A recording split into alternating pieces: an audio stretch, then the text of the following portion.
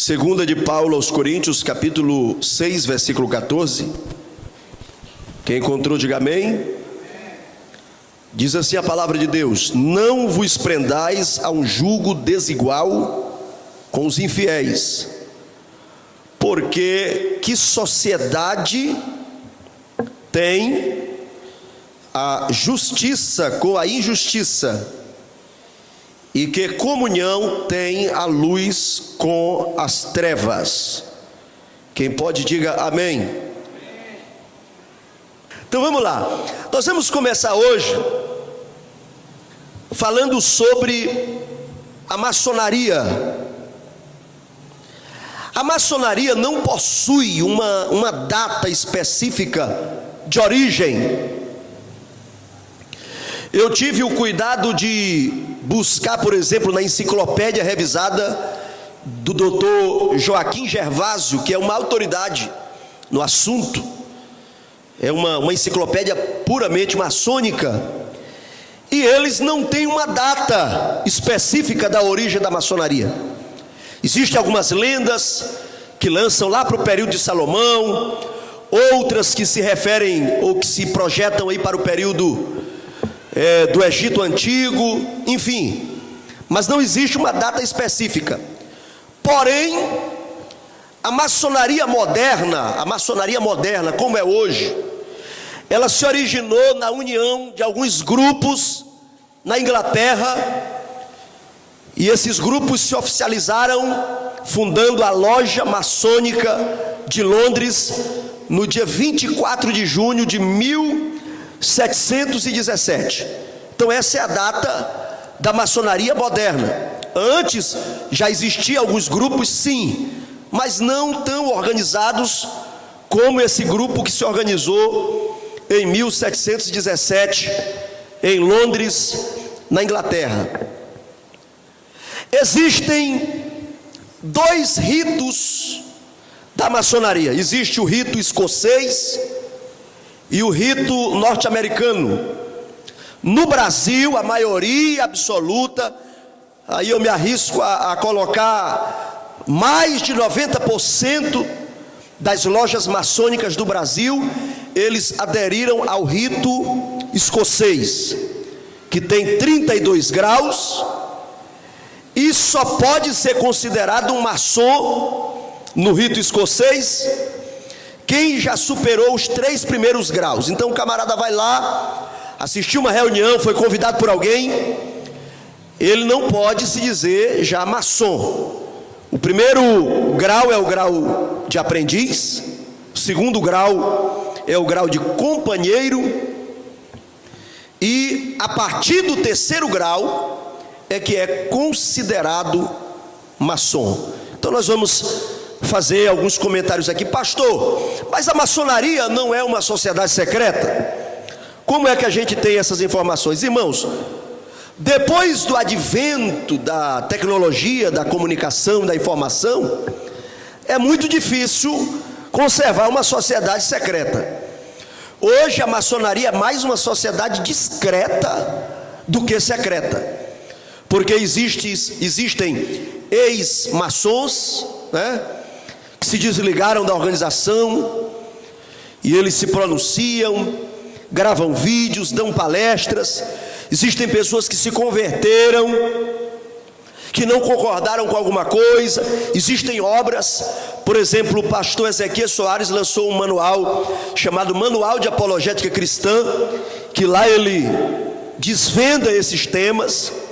Existem obras da própria maçonaria disponível aí em PDF, livros que você pode comprar, enciclopédias e assim por diante. Então não há essa barreira intransponível, é possível sim nós conhecermos muita coisa sem necessariamente fazer parte. Não é que eu sou maçom e eu estou falando do que eu de repente poderia participar, também nunca fui, não tenho interesse em ser. As informações que eu vou passar aos irmãos é de pesquisas aprofundadas, exatamente para abastecer a igreja com informações importantes. Quem pode, diga amém.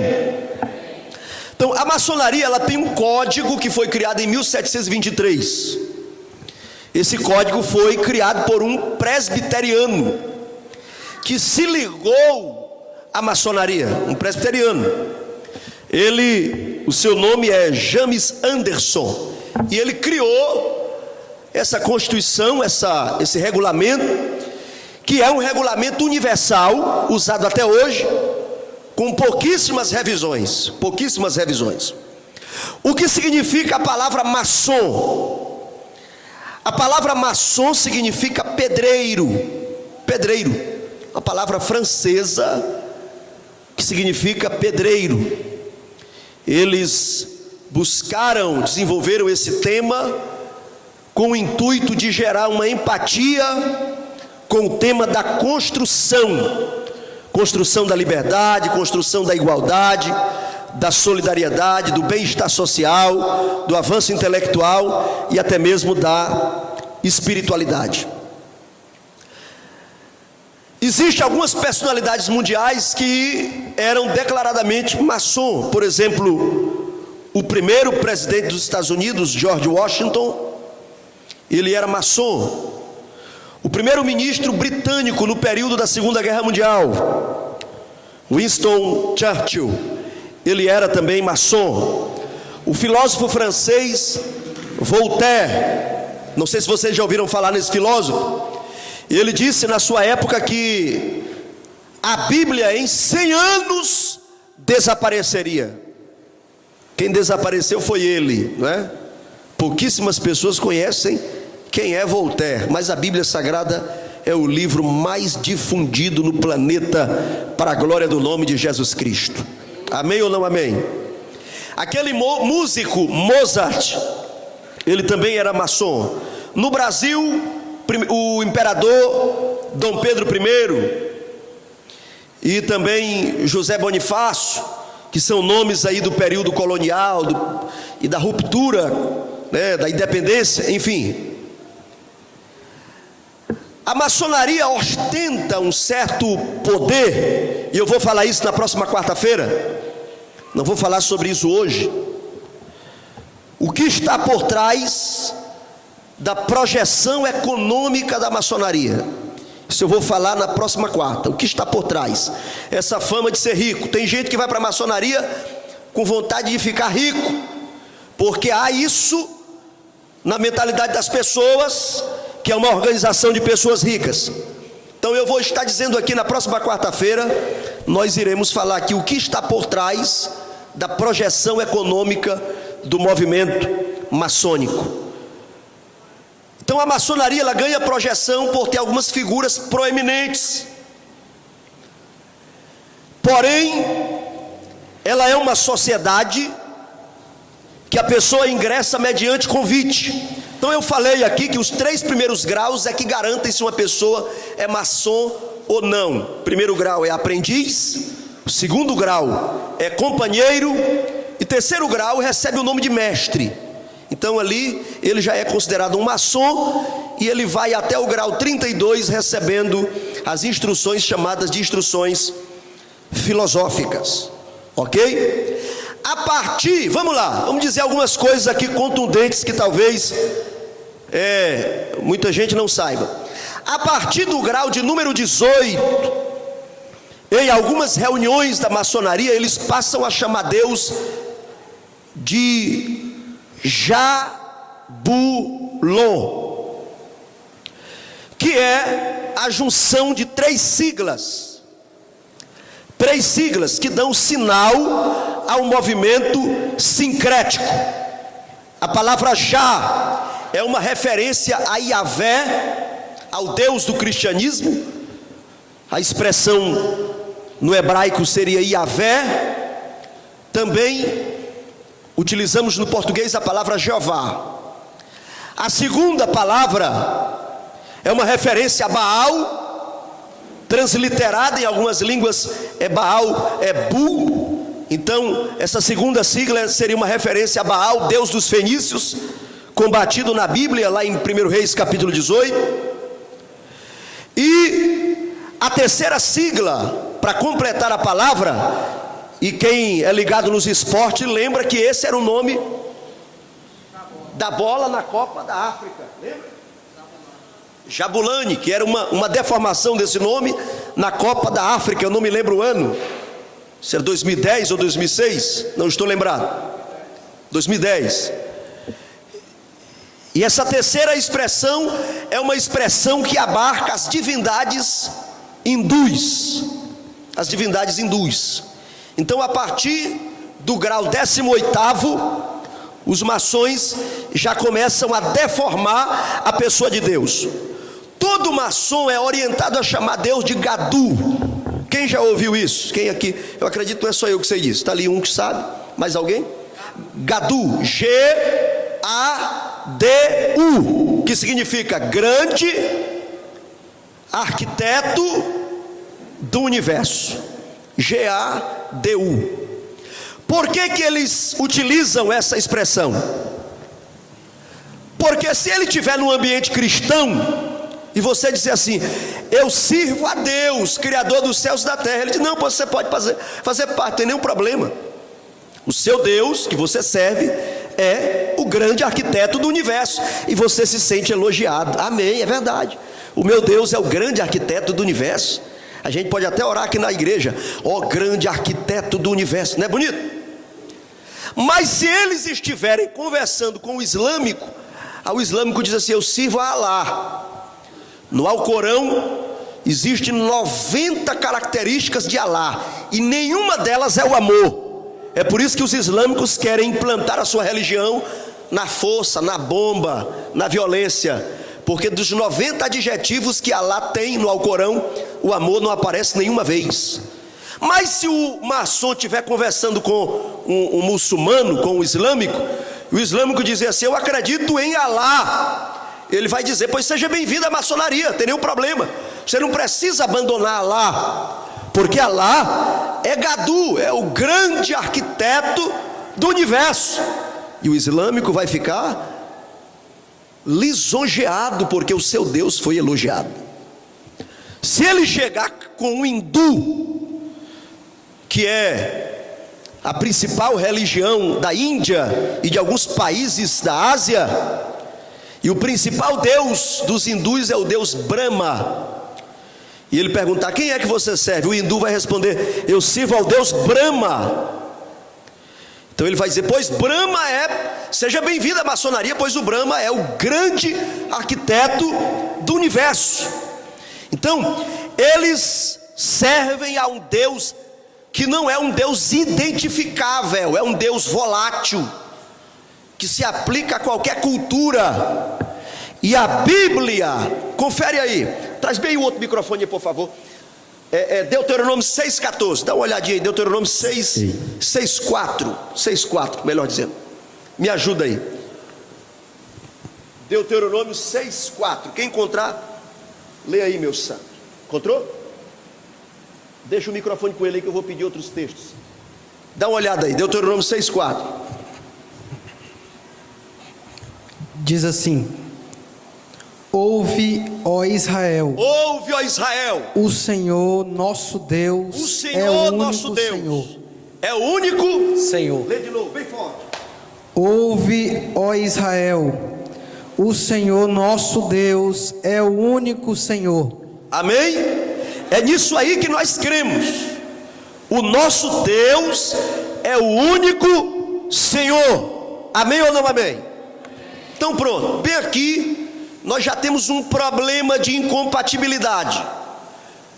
A maçonaria, eles fazem a abordagem, pedem patrocínio, chegam e dizem assim: nós não somos religião, você não precisa deixar de ser evangélico, não precisa deixar de ser católico, não precisa deixar de ser espírita, venha com a sua fé, com a sua crença, e nós queremos é que você tenha mesmo uma crença. Se você não tiver uma crença, nós não aceitamos você, nós queremos é que você tenha uma crença, venha. E aí cria um ambiente sincrético. O que é um ambiente sincrético? Sincretismo religioso é a união de várias religiões no mesmo ambiente, aonde você é levado a adorar deuses pagãos em um ambiente formal, de gente chique, gente da elite, mas você está fazendo parte de um culto sincrético, pagão e satânico. Então nós temos aqui já um problema seríssimo de incompatibilidade com o movimento maçônico. Eles estão abertos a toda divindade que vier, é bem-vinda, e eles atribuem um título. E para nós, Deuteronômio 6,4, o irmão aqui leu, o obreiro leu, que nós cremos em um único Deus, Senhor do universo, Criador de todas as coisas, e nós não podemos negociar isso. Amém ou não amém? Não podemos de forma nenhuma negociar isso. Agora eu vou ler aqui o juramento. Eu vou dizer até a obra na qual tem esse juramento. Existe uma obra maçônica chamada Ritual do Simbolismo. Nessa obra, na página 51 até a 54, está escrito lá os detalhes para o ingresso, o momento do ritual de iniciação.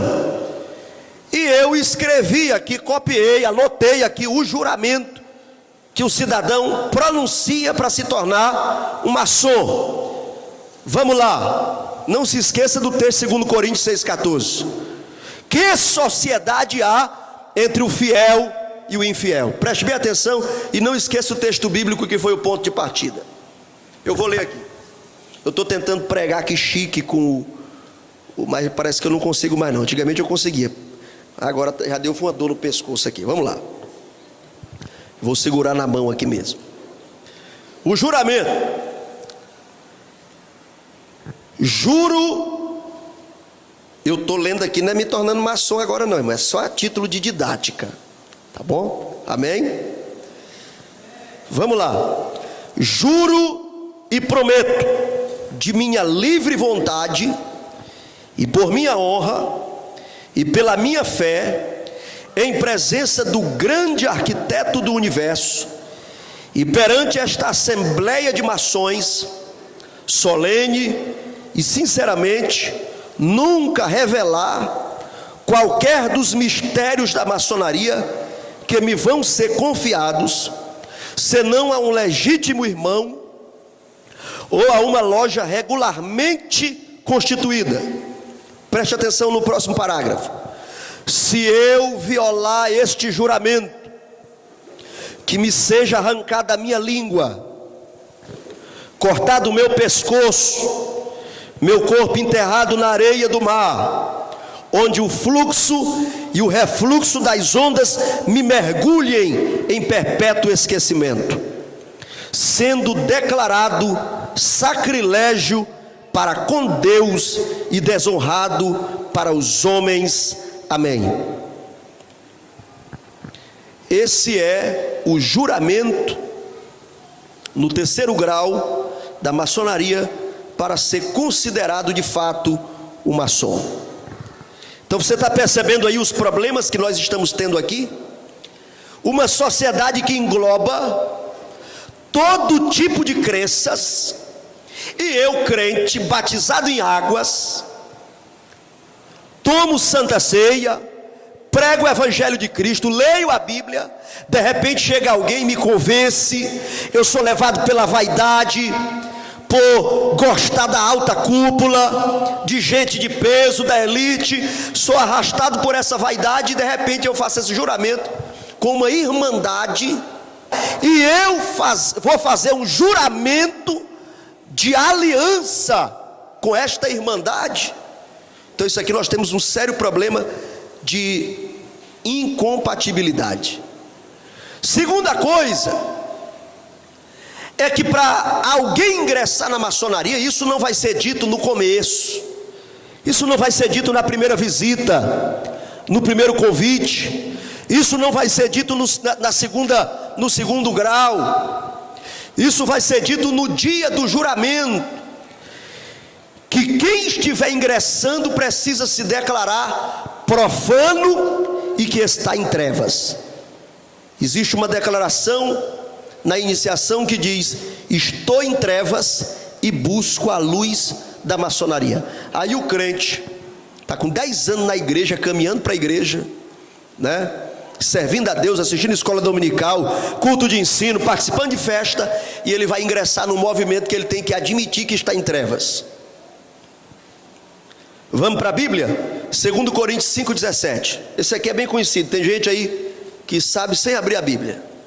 2 Coríntios 5,17.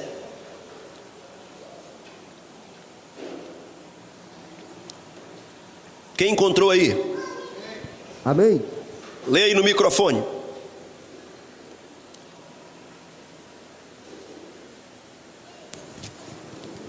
(5:17), né? Isso.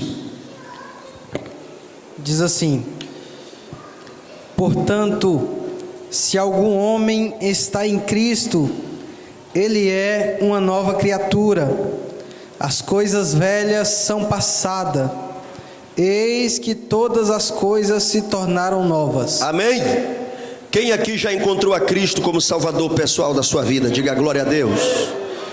Então vamos memorizar esse texto aí, diga comigo. 2 Coríntios, capítulo 5, versículo 17. Vamos lá. Se alguém está em Cristo, nova criatura é. As coisas velhas já passaram, e eis que tudo se fez de novo. Agora confere aí Efésios 5:8. Efésios 5:8, confere aí por gentileza. Isso. Pode ler. Efésios 5:8. Diz assim: porque noutro tempo ereis trevas, mas agora sois luz no Senhor, andais como filhos da luz. Amém? Diga comigo, de acordo com Efésios 5:8. Diga assim: antigamente, bota a mão assim lá para trás. Antigamente eu era treva, mas agora eu sou luz na pessoa de Cristo, o meu Salvador pessoal. Você pode dar glória a Deus ou está difícil, irmão, dar glória a Deus? Como é que eu vou ingressar em uma organização que me leva a dizer que eu estou em trevas? De forma nenhuma. Isso é apostasia. Eu não posso ignorar aquilo que o Evangelho já fez em mim. E o juramento de mutilação, irmão, que eu acabei de ler. Como é que você vai fazer esse juramento sendo crente, salvo, cheio do Espírito Santo? Olha o juramento que diz aí: se eu violar este juramento, seja arrancado minha língua, cortado meu pescoço, seja enterrado na areia do mar, para que a onda me mergulhe em perpétuo esquecimento. Já pensou você fazer esse juramento? De forma nenhuma. Está repreendido em nome de Jesus. Amém ou não amém? Glória a Deus. Mateus capítulo 5, eu vou ler aqui. Mateus capítulo 5, versículo 34 a 37.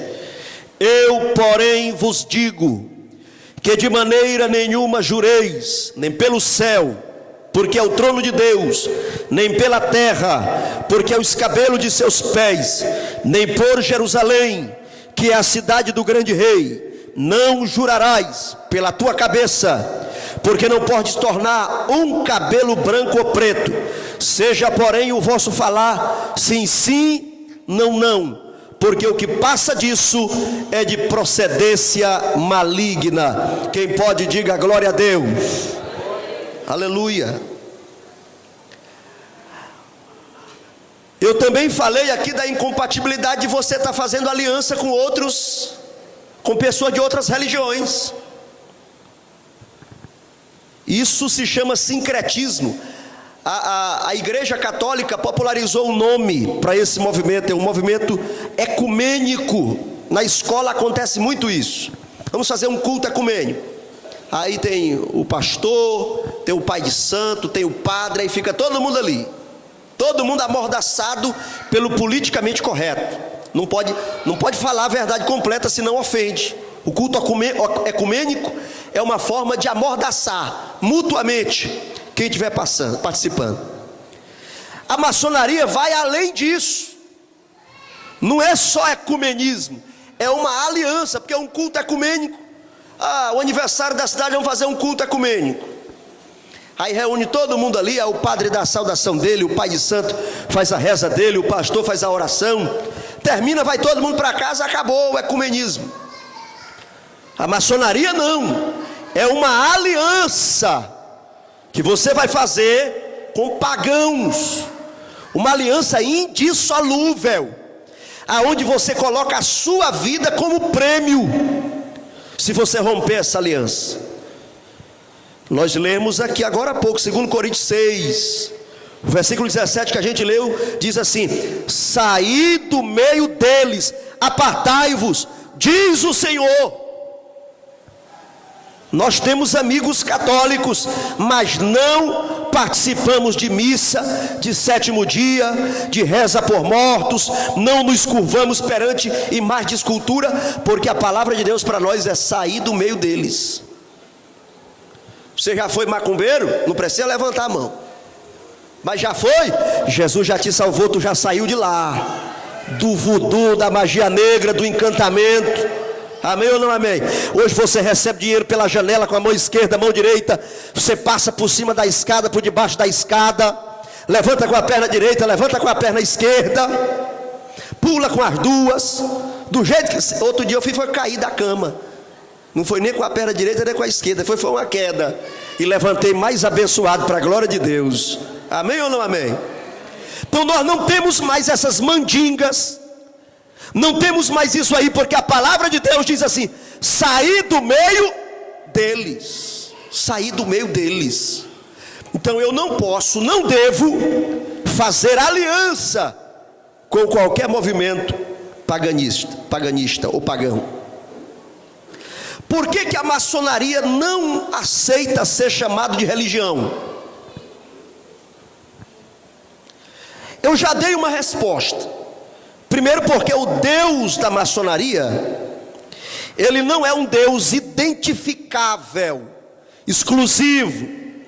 Ele é um Deus adaptável. Pode ser o Hare Krishna, Alá, Osíris, pode ser Buda, pode ser Maomé, pode ser Brahma.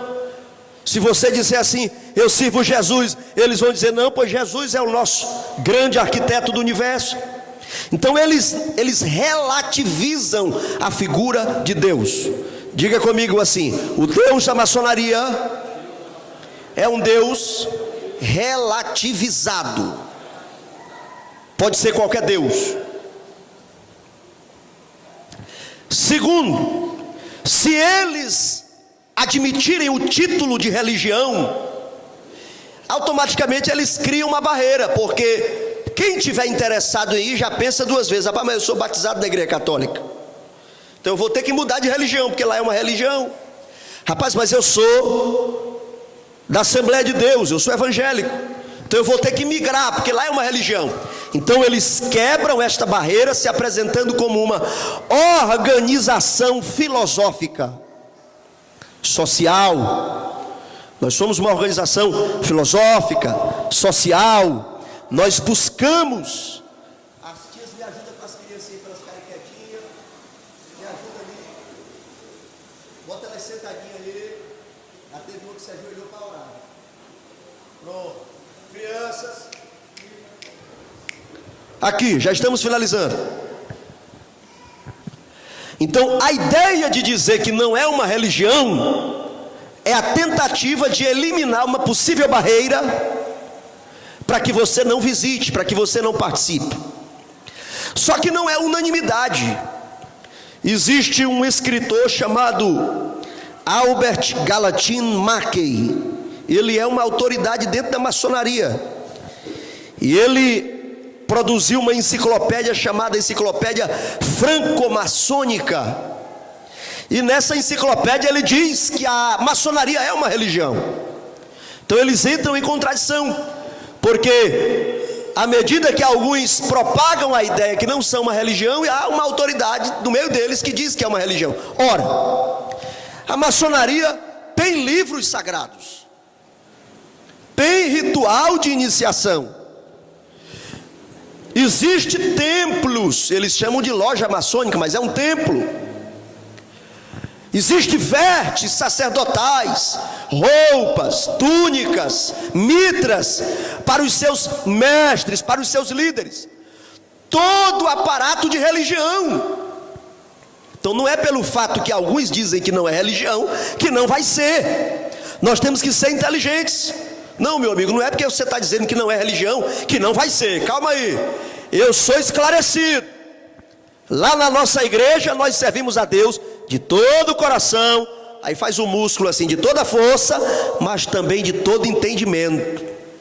Romanos capítulo 12, versículo 2: não vos conformeis com este mundo, mas transformai-vos pela renovação do vosso entendimento. Então, eu tenho entendimento renovado pela palavra. Você tem o entendimento renovado pela palavra. Quem pode, diga glória a Deus. Pronto. Então a maçonaria, você pode dizer isso aqui taxativamente, anotar aí, é uma religião. É uma religião pagã e sincrética, politeísta, serve a vários deuses, ok? Que exige que você renuncie a tudo que você crê, para que você ingresse, que você admita que você é profano e que está em trevas. Para a gente encerrar essa primeira meditação,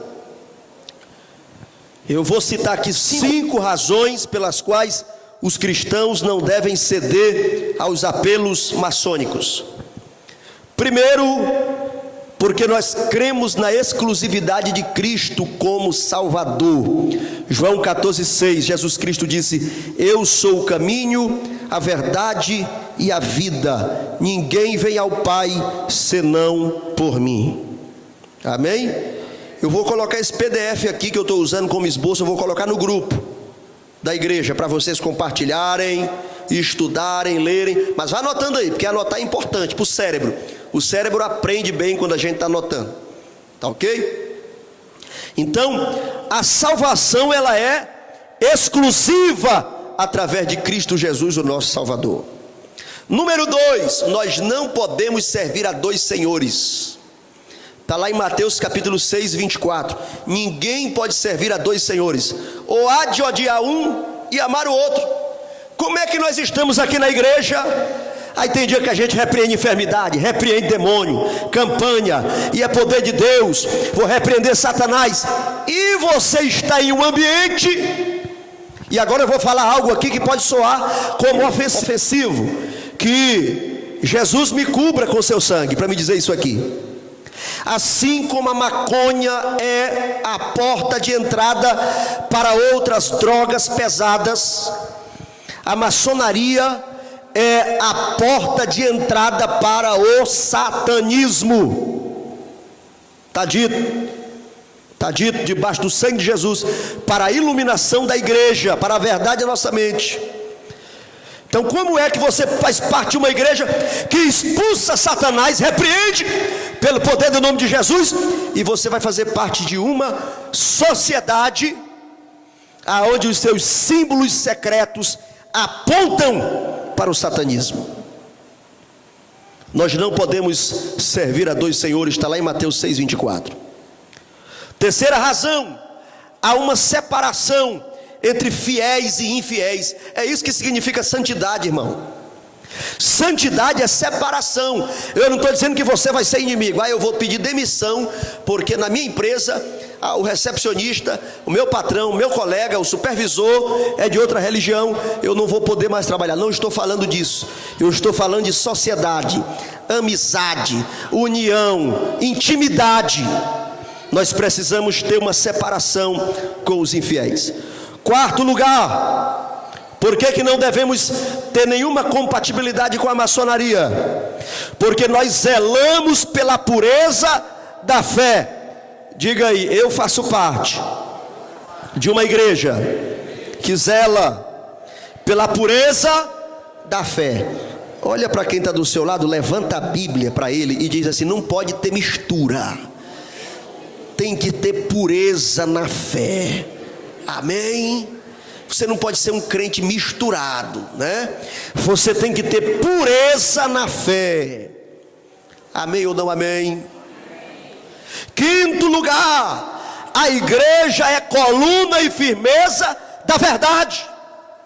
E a verdade, irmão, às vezes ela atrai inimigos. Ela atrai quem não gosta da gente. Ela atrai quem não vai com a cara da gente por causa da verdade. Mas nós temos que pregar a verdade. Nós vamos agora abominar essas pessoas, odiá-las, persegui-las? Não, nós vamos orar para que Jesus arranque essa máscara de engano e essas pessoas conheçam a verdade do Evangelho na pessoa bendita de Jesus Cristo. Eu já estou orando por essas pessoas. Eu já estou orando para que o Senhor tenha misericórdia desta cidade. Eu estou orando para que os nossos irmãos não caiam nessa teia. E o Senhor Jesus há de nos dar vitória, porque um crente com a Bíblia aberta, lendo a sua Bíblia, a palavra de Deus, ele está com o coração fechado para o engano de Satanás. Amém ou não amém? Agora, um crente de Bíblia fechada é um crente de coração aberto para tudo que Satanás oferece. Então, Bíblia aberta, o teu coração está blindado pela verdade do Evangelho, para a glória do nome de Jesus Cristo. Quarta-feira que vem nós vamos falar o que a maçonaria pensa de Jesus, o que a maçonaria ensina sobre Jesus. Segundo, o que a maçonaria ensina sobre a Bíblia.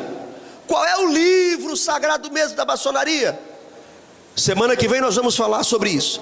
E o terceiro tópico da semana que vem é o que está por trás da projeção econômica da maçonaria, que essa é a maior teia que atrai muita gente. Muita gente. O camarada vê a elite, vê o poder, e aí ele se seduz por aquilo ali. Não, eu vou para lá também, porque todo mundo que está lá decola. Mas nós vamos aqui desvendar, desmascarar. Ore pelo pastor, né? Ore, Senhor, guarda o pastor, tem misericórdia. Nós vamos falar aqui o que está por trás da projeção econômica da maçonaria. Meus queridos, nós somos novas criaturas na pessoa bendita de Jesus. Seja um crente positivo, né? Leia a sua Bíblia. Não fique encantado com as facilidades desse mundo, irmãos, porque nós estamos caminhando para o céu.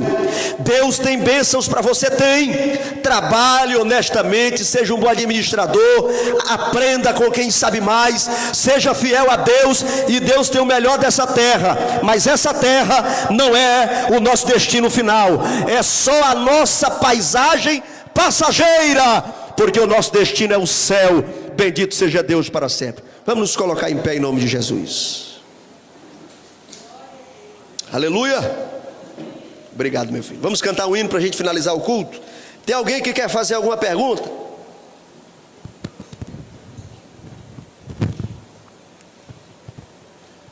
Tem alguém que quer fazer alguma pergunta? Graças a Deus que não.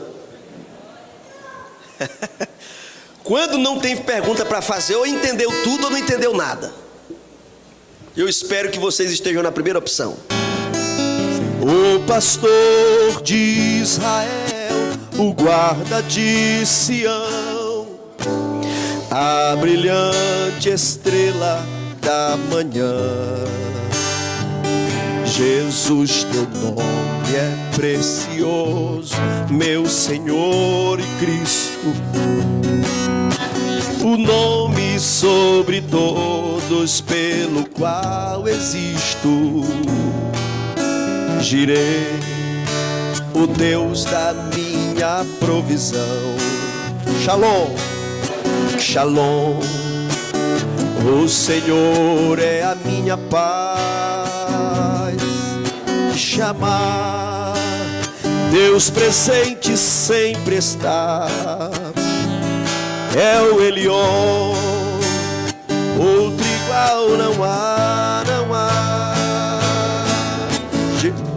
Jeová Rafa, meu Senhor, que cura toda dor. Te Tequenu e Yahvé, minha justiça é.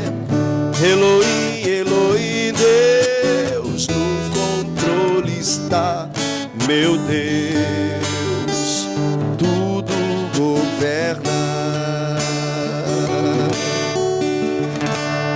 Amém? Senhor meu Deus, meu Pai, nesta noite nós te damos graças, Senhor, pelo ensinamento, Senhor, da Tua Palavra. Que esta Palavra, Senhor, permaneça em nossos corações e que o inimigo, Senhor, não tenha poder para retirá-la, Senhor, a semente que foi transmitida através do Teu servo e plantada em nossos corações. Em nome de Jesus, ó Pai, que nós possamos ser verdadeiros discípulos, ó Senhor, defensores da fé. Em nome de Jesus, ó Pai, nós te pedimos, ó Deus de glória, reverte-nos, Senhor, com armaduras espirituais. É o que nós te pedimos, Pai, nesta noite. Senhor, fortalece, Pai, a nossa fé, que nós possamos persistir em nome de Jesus, ó Pai. Senhor, leva para nosso lar em segurança, Senhor.